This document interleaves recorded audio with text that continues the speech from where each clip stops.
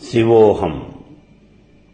ఇలా ఉండగా ఒకరోజు అర్ధరాత్రి ఆ పుణ్యదంపతులిద్దరూ సమాధిలో నుంచి ఒకేసారి బయటకు వచ్చి కళ్ళు తెరిచారు. ఇద్దరి మొహాలు ఆనందంతో వికసించి కళకళ్లాడుతూ ఉన్నాయి. కళ్యాణి, పరమేశ్వరుడు దర్శనమిచ్చాడు.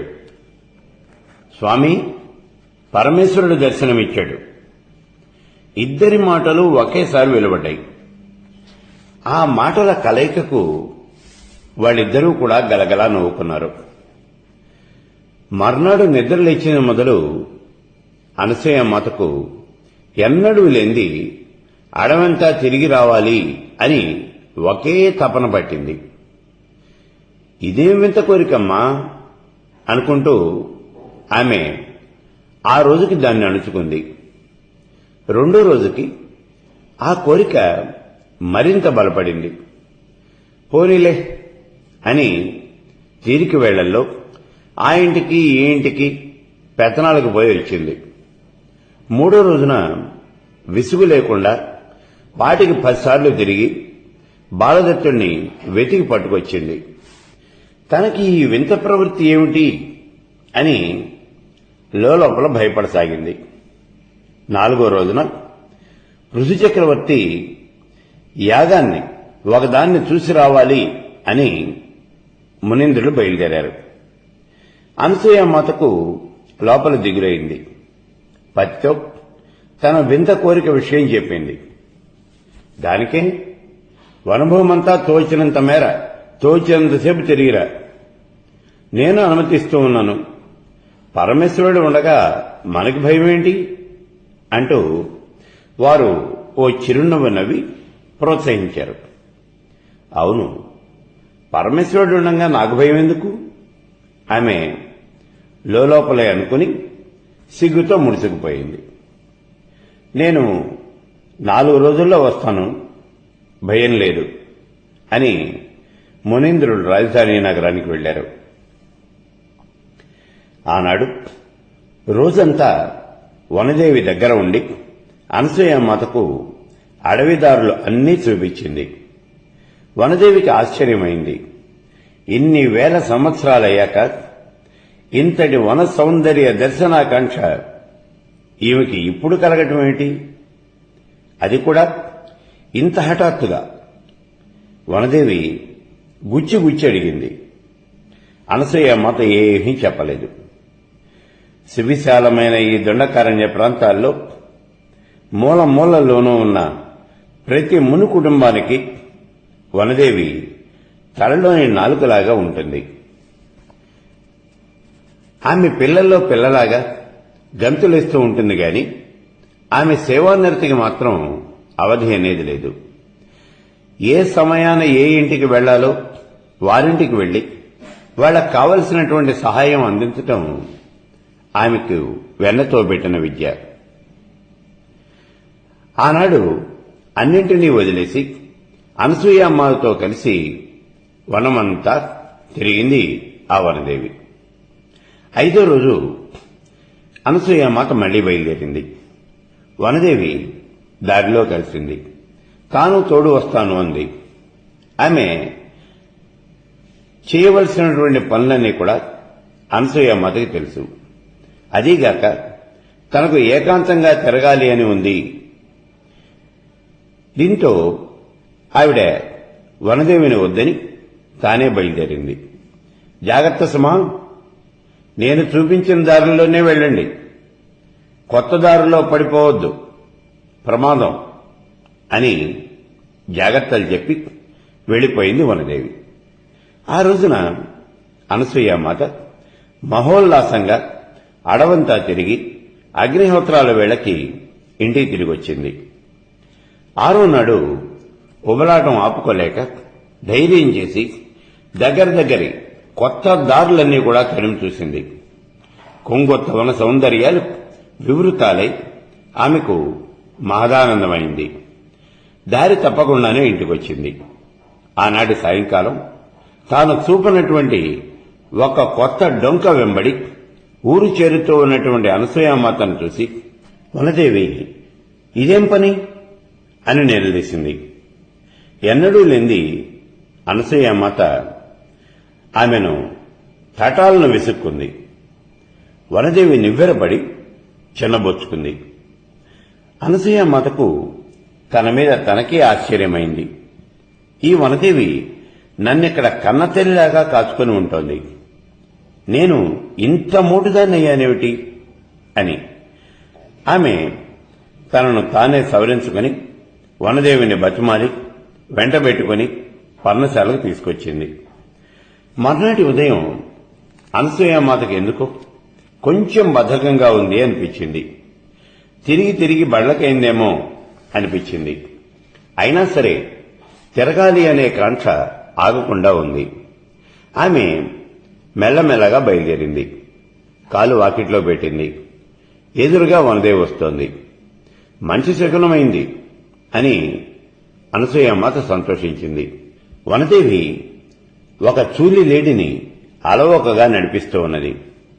ఆ చూలింత లేడి అనసూయమాతను చూడంగానే ఉత్సాహ బలంతో ఓపిక తెచ్చుకుని పరుగు పరుగున వచ్చి చెవులు తోక ఆడిస్తూ అనసూయమాత కాళ్లకు చుట్టుకుంది. అనసూయమాత కూడా జాగ్రత్త జాగ్రత్త అంటూ ఆ లేడిని ముద్దు చేయసాగింది. వనదేవి దగ్గరకొచ్చింది. చూస్తూ చూస్తూ దీన్ని వదిలేశావేమిటమ్మా? అనసూయమాత లేడిని ఇంకా ముద్దు చేస్తూనే ఉంది. నేనేం చేసేది, దానికి నువ్వంత ముద్దొచ్చావు. వనదేవి తన సహజ ధోరణిలో మాట్లాడింది. నేను ముద్దు రావటం ఏమిటి? అనసూయమాత విసుగును ఎలాగో ఆపుకుంది.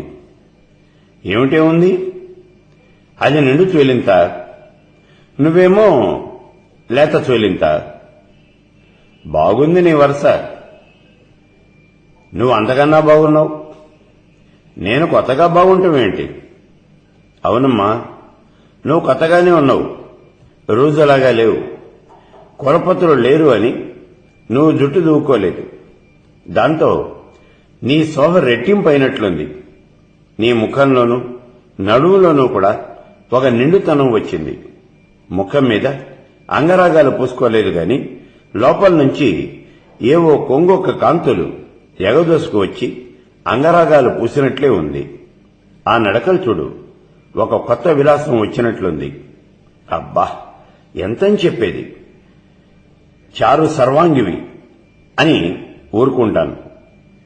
ఆశ్రమ మృగాలకు కూడా ఇలాగే ఉన్నావు అని ఇప్పుడు తెలుస్తోంది. ఇక పురుషులకు ఎలా ఉంటావో. చాలే బడై, ఇంక నేను పోవాలి. నన్ను తోడు రాని రాదా? దీన్ని వదిలి ఎలా వస్తావే? 1-2 ఘడియల్లో కనబోతున్నట్లుగా ఉంది ఇది. అనసూయమాత మాటల్లో కరుణ పొంగి వచ్చింది. మరి నిన్నెట్లు వదిలేది? నాకు పరమేశ్వరుడున్నాళ్లే. అనసూయమాతకు ఇప్పుడే రవంత విసుకొచ్చింది. వనదేవి ఇంకా పెంచలేదు. అనసూయమాత ముందుకు సాగింది. పొద్దు నడిమింటికెక్కింది. అనసూయమాత అడవిదారుల వెంట నడుస్తోంది. ఆమెకు తెలియకుండానే ఎక్కడో దారి తప్పింది. మునుపు చూడనటువంటి కొంగొత్త వనభూముల్లోకి ఆవిడ ప్రవేశించింది. అక్కడ చాలా క్రూర మృగాలు ఉన్నటువంటి జాడ కనిపిస్తోంది. అయినా ఆమెకు ఏమాత్రమూ భయం కలగలేదు. ఈ సాంద్రారణ్యంలో ముందుకు సాగుతూ చిన్న గుట్టలు, సెలయేళ్లు మొదలైనవన్నీ చూసి ఆమె మురిసిపోతోంది. మిట్ట మధ్యాహ్నమైన అది సాంద్రారణ్యం కాబట్టి అక్కడ సూర్యభగవానుడి యొక్క ప్రతాపము అనేది ఏమాత్రమూ చెలటలేదు. ఆసరికి అనసూయమాత సొరపొన్న చెట్లతో శీతలమైనటువంటి ఒక ప్రాంతానికి చేరింది. ఆమెకు కొంచెం అలసటై ఆ సొరపొన్నల నీడల్లో ఏకాంతం గనక స్వతంత్రంగా యథేచ్ఛగా అలవోకగా అటు ఇటు నడుస్తోంది.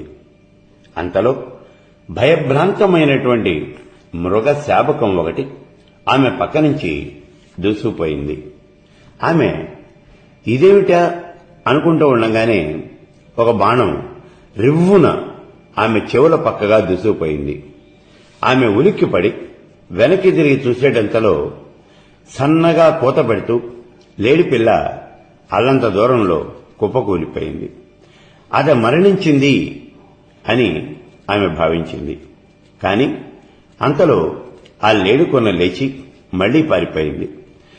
పక్కనున్న రాతి నేలలో ఆ బాణం దిగబడి సగం విరిగింది.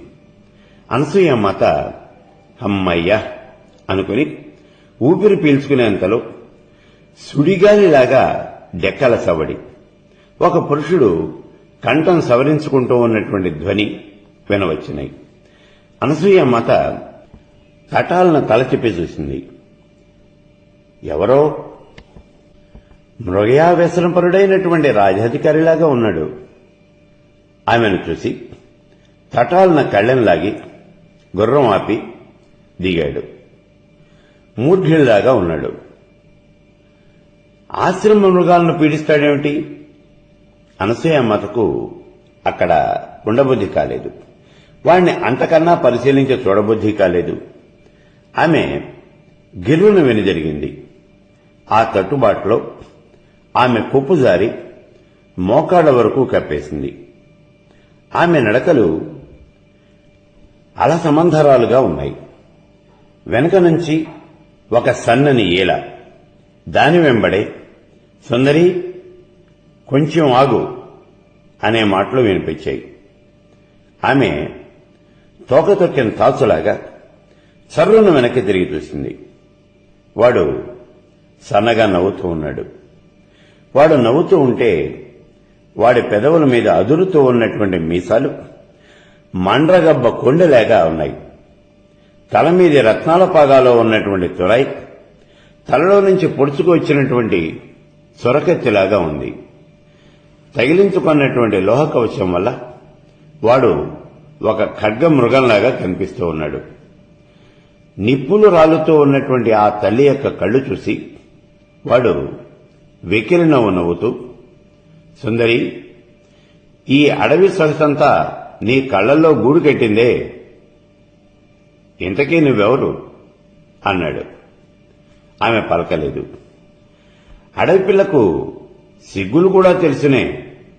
సరేగాని మేము ఎవరమో తెలుసా? హైహయ మహాప్రభువులం. వాడే మళ్లీ అన్నాడు. ఆమె మౌనంగా నిలిచిపోయింది.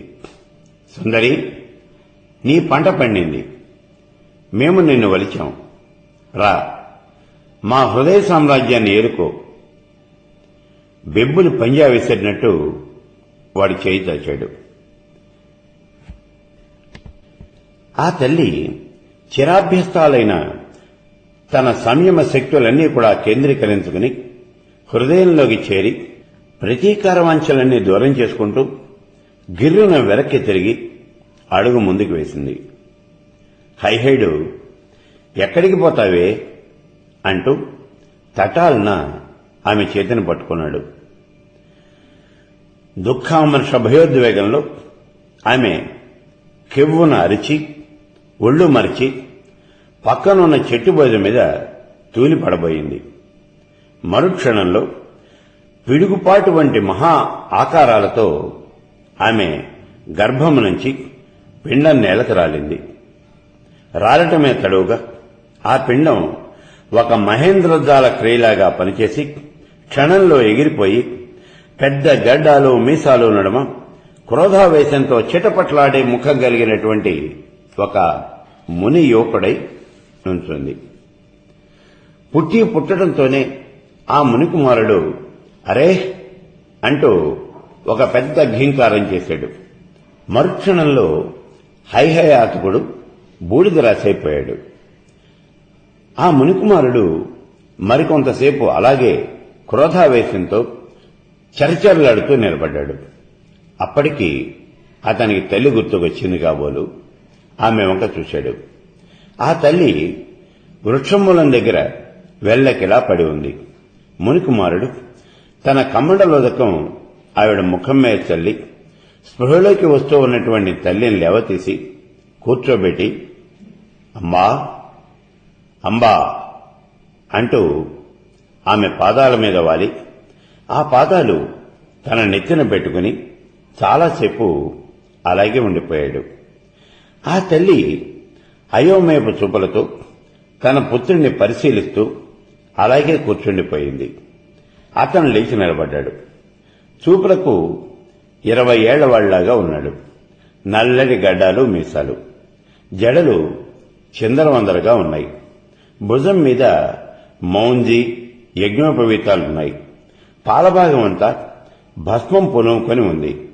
భ్రూమధ్య భాగంలో పెద్ద కాసంత బొట్టు ఎగుడు దిగుడుగా ఉంది. నడుముకి ఒక బొంత వంటి వల్కలం ఒకటి చుట్టి ఉంది. ఒక చేతిలో కమండలం ఉంది, వేరొక చేతిలో మంత్రదండం ఉంది. వాడిని చూసి చూసి ఆ తల్లికి ఆనందం పొంగుకొచ్చింది.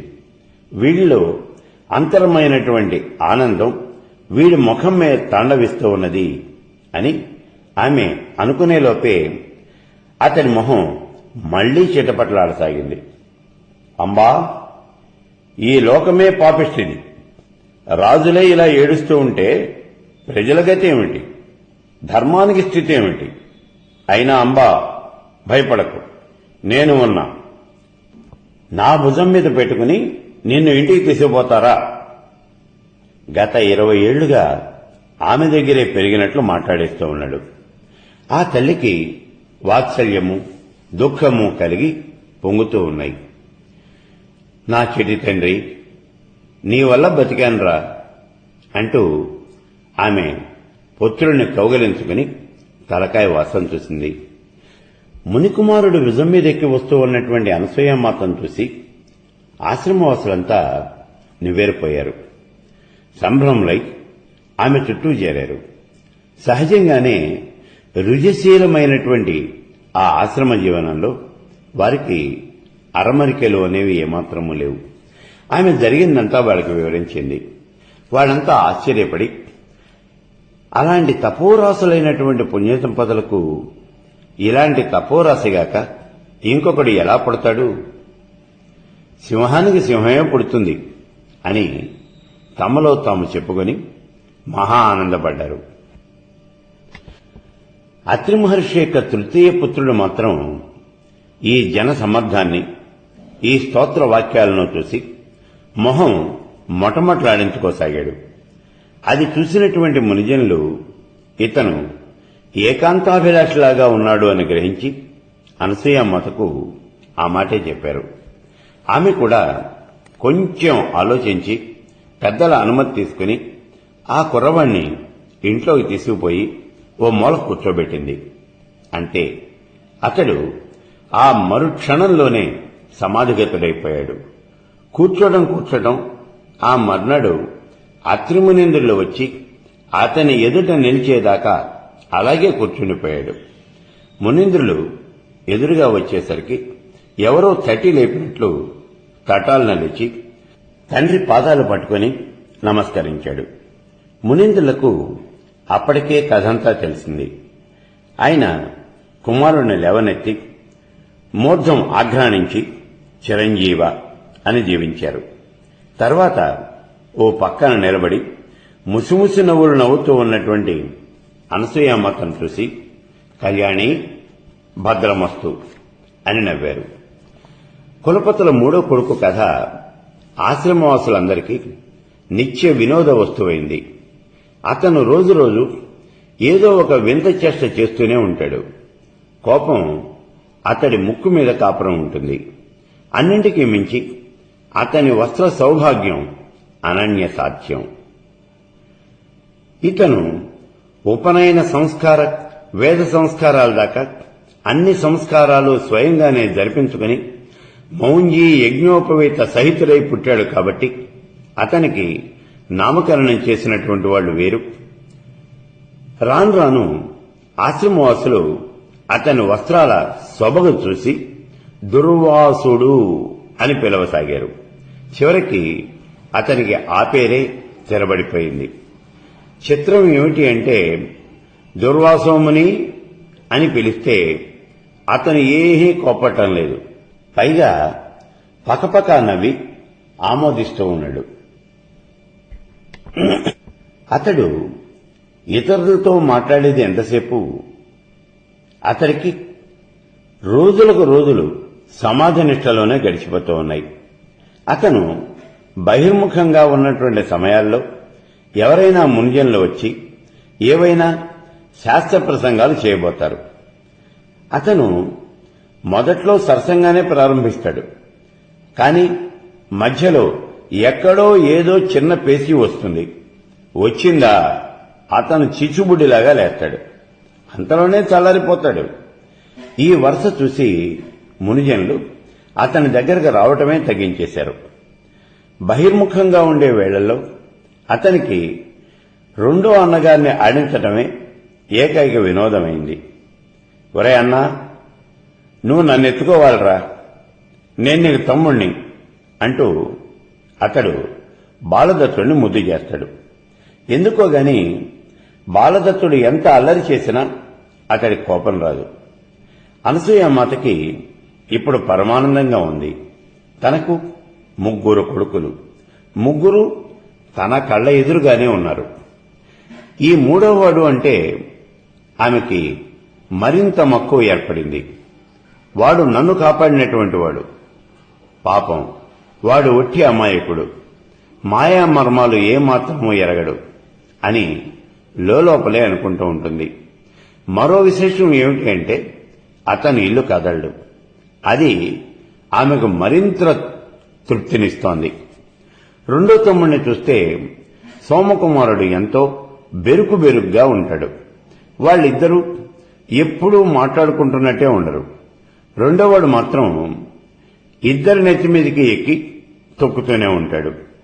వీలు చిక్కింపడల్లా అనసూయమాత తన కొడుకులు 3 దగ్గరకు తీసుకుని పరమానంద పరవశురాలై కాలం గడుపుతూ ఉంటుంది. ఆమెకి అంతకన్నా కోరదగింది అనేది ఏదీ లేదు. ఇలా ఉండగా ఓ రోజున, అమ్మా, నీతో ఓ మాట చెప్పాలి అని వచ్చాం అంటూ ఎన్నడూ మాట్లాడుకోరు అని తాను అనుకుంటూ ఉన్నటువంటి సోమకుమారుడు, దుర్వాసుడు ఇద్దరూ కలిసి వచ్చి ఒకే మాట పలకరించేసరికి అనసూయమాత ఆశ్చర్యపోయింది. చెప్పండిరా, పిల్లలిద్దరినీ చెరో చేత్తోనూ దగ్గరకు తీసుకుంటూ ఆమె అంది. అలా ఆ పిల్లవాళ్ళిద్దరూ కలిసి ఉండడం చూసి ముందు ఆమెకు మందహాసమైపోతోంది. నువ్వు కాదనరాదు. కుడి ఎడమల్లో తల్లి ఒడిలో ఒదిగిపోతూ వారు ముద్దులు కురిపించారు. నేనెందుకు కాదంటాన్రా? ఆ తల్లికి వాత్సల్యమే తప్ప ఇంకో ఆలోచనే లేదు. ఆమె వాళ్ల వెన్ను నిమురుతోంది. వాళ్ళిద్దరూ ఎందుకో తటపటాయిస్తూ ఒకరి మొహం ఒకళ్ళు చూసుకున్నారు. ఆ తల్లి ఇద్దరి మొహాలు మార్చి చూసింది. వీడు ఎంత నాజుకువాడో వాడు అంత మొరటువాడు. అయితే ఇద్దరి ముఖాల్లోనూ ఆనందం మాత్రం సమానమే. ఆమె లోపలే అనుకుంటోంది. పిల్లల యొక్క ముఖ గాంభీర్యాన్ని చూసి ఆమెకి కొంచెం అనుమానం వచ్చింది. ముందు సోమకుమారుడే ప్రారంభించాడు. అమ్మా, అప్పుడు తాతగారి మాటలు విన్నావు కదా, నేను సోమలోకానికి పోవలసింది ఇప్పటికే చాలా కాలాతీతమైంది. అమ్మా, నిన్ను వదిలిపెట్టలేక ఆగిపోయా. నీకు తెలియందేముంది, గ్రహపతులు అంటే వాళ్ళు కాలపరవశులు. నాకు అనుజ్ఞ ఇవ్వు తల్లి. సోమకుమారుడు శిరస్సు మీద 2 చేతులు జోడించి దీనంగా అడుగుతూ ఉన్నాడు. ఆ మాటల్ని అంతకన్నా సౌమ్యంగా పలకటం అసాధ్యం. సౌమ్యత్వము అనేది అతడి స్వభావం. అయితే విషయంలో ఉన్నటువంటి విషము అనేది ఎక్కడికి పోతుంది? ఆ తల్లి మ్రాన్పడిపోయింది. అలాగే నిలబడిపోయింది. ఆమె తేరుకునే లోపలే దుర్వాసముని కూడా అందుకున్నాడు. అమ్మా, నాకు కూడా అనుజ్ఞ ఇవ్వు. నువ్వు కూడా చూస్తూనే ఉన్నావు కదా. చిచి, ఈ లోకమంతా కూడా ఉన్మత్తప్రాయం. నాకు విరక్తి కలుగుతోంది. నేను ఉన్మత్త వ్రతం స్వీకరించి తీర్థయాత్రాటనం చేస్తాను. ఎంత సౌమ్యంగా చెప్పాలి అని చూసినా అతని మాటల్లో వేగం ఉండనే ఉంది. అనసూయమాత శిలాప్రతిమ అయిపోయింది. ఆమె ఒక జీవత్ ప్రతిమ. సోమకుమారుడు ఆమె ఉద్వేగాన్ని గ్రహించాడు. చిరునవ్వులొలుగుతూ మెల్లమెల్లగా ఆమె వెన్ను నిమురుతూ ఓదార్చడం మొదలుపెట్టాడు. అమ్మా, నీ జీవితమే తపమయం. నీకు తెలియందేముంది? నా సంగతి తాతగారు చెప్పనే చెప్పారు కదా. ఈ దూర్వాసోముని రుద్రాంశ సంభవుడు. ఇక మన రెండవవాడు సాక్షాత్తు శ్రీ మహావిష్ణువు. విశేషం ఏమిటంటే మా ఇద్దరి అంశాలు కూడా వాడిలో ఉన్నాయి. ఆ విధంగా వాడు త్రిమూర్తి స్వరూపుడు. వాడు ఇంట్లో ఉన్నాడు అంటే ముల్లోకాలు ఇంట్లో ఉన్నాయి అనే అర్థం. అమ్మా, అతను సకల జగద్గురువు. అతడు నిన్ను విడవకుండా ఉంటాడు. నేను కూడా నిన్ను ప్రతిరోజు దర్శనం చేస్తూనే ఉంటా. కాబట్టి ఏమాత్రమూ బెంబేలు పడద్దు. మాకు అనుజ్ఞ ఇవ్వు. సోమకుమారుడు కొంచెం మెత్తగా యాచించాడు. ఆ తల్లి తనను తాను సంభాళించుకుంది. నేను మాత్రం నా తిరుగుళ్లలో ఇటు రాను అని ఏముంది? అప్పుడప్పుడు వచ్చి దర్శించనా ఏమిటి? దుర్వాసుడు అనునయ పద్ధతిలో తల్లికి చెప్పాడు. జీవం లేనటువంటి చిరునవ్వు నవ్వింది అనసూయమాత. బాబుల్లారా, మీ నాయనగారిని అడగండి. వారు చెప్పినట్లే నడుచుకోండి. ఆ తల్లికి ఇప్పుడు అదే ఒక ఆశ. వాళ్ళిద్దరూ ఆమెను వెంటబెట్టుకుని ముందరి చావిళ్లోకి వచ్చారు. అత్రిమునీంద్రులు ఏవో గ్రంథాలు చూస్తూ ఉన్నారు. అనసూయమాత అల్లంత దూరంలో నిలబడిపోయింది. కుమారులిద్దరూ ముందుకు వెళ్లి తండ్రికి నమస్కరించి తమ మనవి తాము చేసుకున్నారు. మునీంద్రుల ముఖంలో ఏ రకమైన భావము వ్యక్తం కాలేదు. వారు ప్రశాంతంగా సోమకుమారుడి వంక చూశారు. నాయనా, తపస్సు ఎంత ముఖ్యమో విద్య కూడా అంతే ముఖ్యం. తపస్సు నీకు పూర్వార్జితం, అది ఉంది. దేవాచార్యులైనటువంటి బృహస్పతుల వారి పాదాలను ఆశ్రయించి విద్యని ఆర్జించు.